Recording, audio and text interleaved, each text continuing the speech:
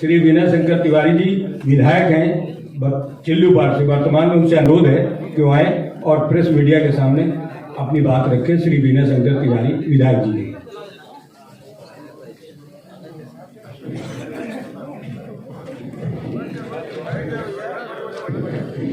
आज बड़े हर्ष की बात है कि आज एक बहुत बड़ा तबका जो कि उत्तर प्रदेश के कोने कोने से आया है, उसने समाजवादी पार्टी के लोकप्रिय राष्ट्रीय अध्यक्ष आदरणीय अखिलेश यादव जी के नेतृत्व में अपनी आस्था व्यक्त की है। उस अवसर पे आज मंच पर बैठे हुए समाजवादी पार्टी के राष्ट्रीय अध्यक्ष परम आदरणीय अखिलेश यादव जी और यहाँ पर उपस्थित सभी जो गणमान्य व्यक्ति आए हुए हैं, मीडिया के साथियों, बंधुओं, मित्रों, जब 2017 में सरकार बनी, बड़े उत्साह से सरकार बनी थी, लेकिन जब सरकार बनना ऐसा महसूस हो रहा है आज, इस सरकार ने लोकतंत्र के लिए नहीं, राजतंत्र के लिए सरकार बनाई थी और बोलने पे पाबंदी लगा दी। सरकार ने कोई भी अगर कुछ बोल रहा है, ट्वीट कर रहा है, लिख रहा है, तो उसको जेल भेज देने का काम कर रही है।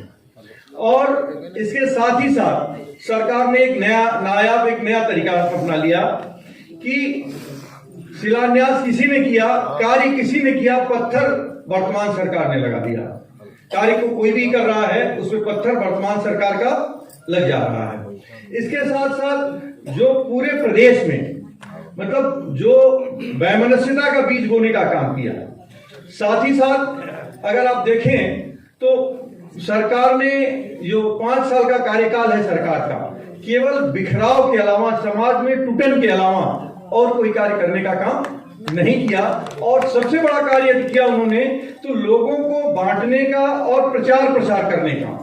सबसे ज्यादा बजट अगर किसी का है इनका तो प्रचार करने के लिए है। रोज कहीं न कहीं अखबार में बड़े बड़े विज्ञापन हैं, होर्डिंग्स हैं, लेकिन धरातल पे वो कोई चीज आज की तारीख में मौजूद नहीं है। कहीं भी धरातल में कोई चीज मौजूद नहीं है। और हम अपने जिले की बात करते हैं, उदाहरण देते हैं कि हमारा जिला गोरखपुर, जहां से माननीय मुख्यमंत्री जी स्वयं आते हैं, अगर बाढ़ प्रभावित इलाका है, एक बाढ़ का उदाहरण देते हैं, बाढ़ में इस साल 3 गांव कट के खत्म हो गए, लेकिन वहां पे कोई बजट नहीं दिया गया।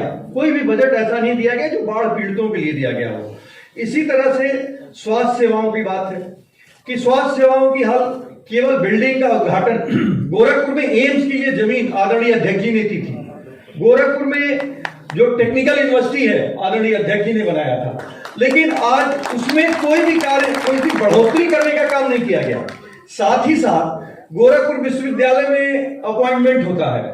जब अपॉइंटमेंट होता है तो एक जात विशेष के 75 लोग, 150 लोगों का अपॉइंटमेंट होता है, उसमें एक जात विशेष के 75 लोगों का अपॉइंटमेंट होता है। जितने थाने, जितने चौकी, जो जिले प्रशासन है, सब पे एक जात विशेष के लोगों को बैठाने का काम इस वर्तमान सरकार ने किया है। और तो और खासकर हम जिस समाज से, खासकर ब्राह्मण समाज से जहां से हम आते हैं, उस ब्राह्मण समाज में जितना अत्याचार और अन्याय हुआ है शायद ही कभी किसी ने किया हो। और सरकार ने जो कभी दुर्घटना के कारण जो इनकाउंटर होता है, दुर्घटना की होती है, इनकाउंटर किसी सरकार की पॉलिसी नहीं होती है, लेकिन वर्तमान सरकार ने इनकाउंटर की पॉलिसी बना दी कि साहब हम इनकाउंटर इनका कर देंगे, घोषित इनकाउंटर कर दिया।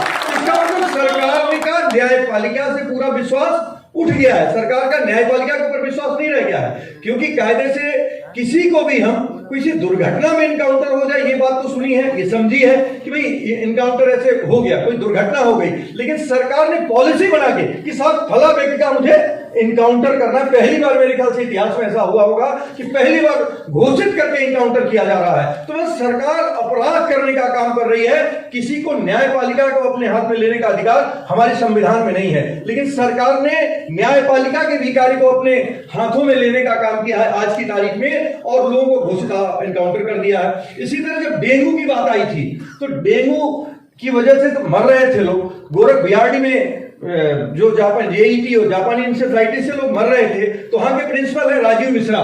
गलती किसी और की थी, राजीव मिश्रा को वहां पे ले जाकर सजा दी गई, उनकी पत्नी को 2 साल जेल में रखा गया, उनको जेल में रखा गया। उनका क्या अपराध है शायद ही कहीं किसी को मालूम हो। कफील जिसने सेवा करने का काम किया था उसको जेल में रखने का काम किया।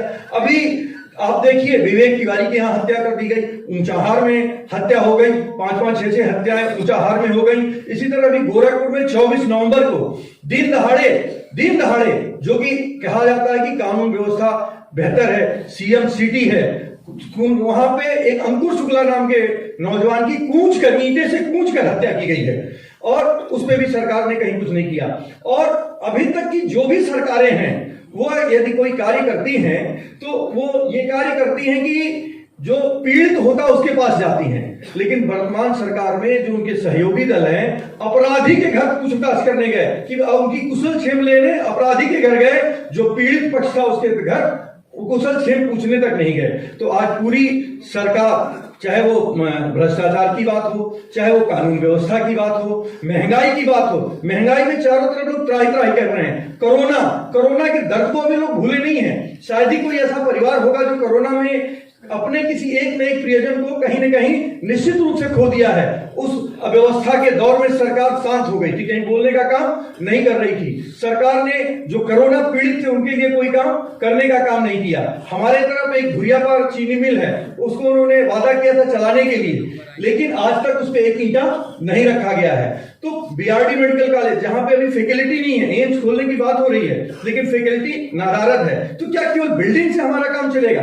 तो पूरी प्रदेश सरकार आज की तारीख में केवल वादों पे चल रही है। अगर वहीं दूसरी तरफ आदरणीय अखिलेश यादव जी की सरकार को देखिए, 12 से 17 की सरकार को देखिए, तो एक नया विजन दिखाई देता है, एक नया दृश्य दिखाई देती है। आपका एक विजन था कि लखनऊ में मेट्रो को चलाने का काम किया, आगरा से लखनऊ तक एक्सप्रेसवे बनवाने का काम किया, आज तक उन्होंने कैंसर हॉस्पिटल बनवाने का काम किया।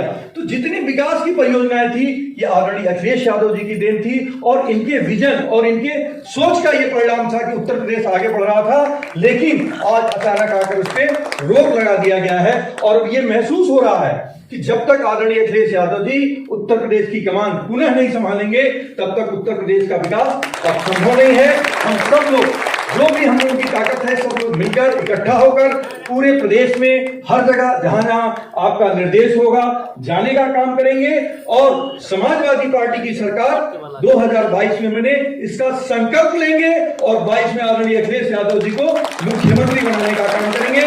इन्हीं बातों के साथ हम पुनः आपके आभारी हैं, आदरणीय अखिलेश यादव जी के आभारी हैं, समाजवादी पार्टी के आभारी हैं और मेरा पूरा परिवार सहित हम सब लोग आज समाजवादी पार्टी की सदस्यता ले रहे हैं और इस बात से कि कम से कम आगे उत्तर प्रदेश का विकास हो, विनाश न हो, ठोको और एनकाउंटर और बुलडोजर की नीति समाप्त हो, भाईचारे की नीति हो, विकास की बात की जाए, लोगों को रोजगार की बात की जाए। आप देखिए अगर जो शिक्षा मित्र हैं, जो परीक्षा लीक तो मेरे ख्याल से एक ये बन गया है, एक सिस्टम बन गया है, जो भी परीक्षा हो जा रही है वो लीक हो जा रही है, फिर उसकी जांच हो रही है, फिर उसका सेंटर अगर गोरखपुर से कहीं मेरठ भेज दिया जा रहा हो, मेरठ से कहीं गोरखपुर भेज दिया जा रहा। तो इस तरह का काम इस सरकार में हो रहा है और इस सरकार में शायद ही कोई खुश होगा, शायद ही इस सरकार के जाने के लिए और हर आदमी कामना कर रहा है, हर आदमी प्रयास कर रहा है और आने वाले जब भी मत पड़ेंगे तो 2022 में लोग संकल्पित हो गए कि अखिलेश यादव जी की सरकार बनेगी और 2022 में अखिलेश जी मुख्यमंत्री होंगे।